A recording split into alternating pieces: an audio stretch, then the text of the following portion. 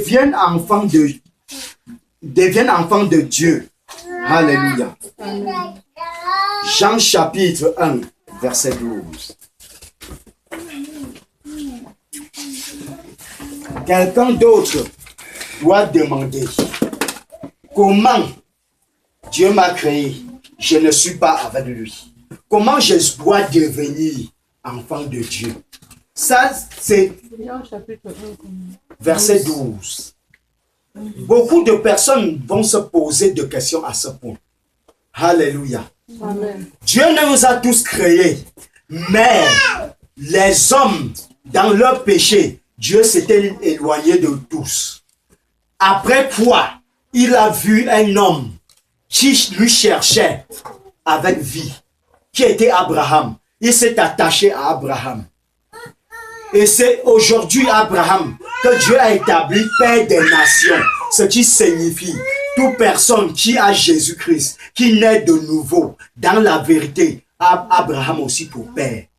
Alléluia. Amen. Donc sur terre, tu as Abraham pour Père aussi.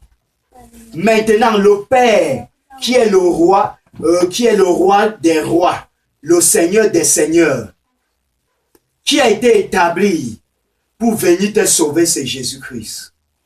Et il t'a sauvé parce que qui lui a donné cette autorité? Le Père, qui est son Père, qui lui a établi et qu'il est aussi une partie de lui, qui est Dieu, qui est venu lui-même te racheter au prix de son propre sang. Alléluia. Amen.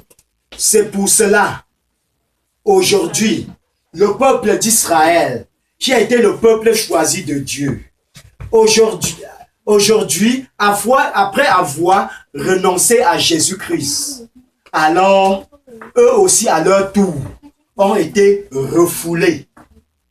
Tous ceux qui acceptent parmi eux sont appelés enfants de Dieu. Ceux qui n'acceptent pas sont aussi déposés. Alléluia. Mais à cause de leur incompréhension et de leur têtutesse, ils ont donné l'accès à tout être humain d'accepter Jésus et de devenir enfant de Dieu. Voilà pourquoi, à travers cette occasion, toi aussi tu deviens enfant de Dieu. Alléluia. Amen. Il est écrit au verset 12. Mais à tous ceux qui l'ont reçu, à ceux qui croient en son nom, elle a donné le pouvoir de devenir enfants de Dieu, lesquels sont nés. Alléluia. Amen. Point d'interrogation.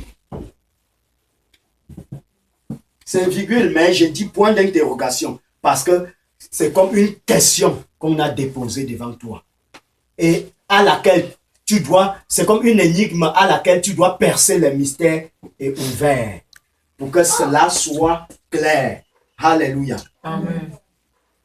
Pourquoi? Parce que le salut est venu pour le peuple d'Israël. Ce n'était pas venu pour le monde entier. Mais à cause de ce qu'ils ont refusé le salut, alors maintenant cela a été ouvert à toute personne qui acceptera Christ deviendra enfant de Dieu. Et en ce moment, tu dois aussi naître de lui. Alléluia. Amen. Je voudrais que nous voyions aussi le verset 13. Comme qu'on finit par lesquels sont nés. Alléluia. Non du sang, ni de la volonté de la chair, ni de la volonté de l'homme, mais de Dieu. Ce qui signifie, quand tu acceptes Jésus, quand tu nais de Christ, alors tu deviens enfant de Dieu.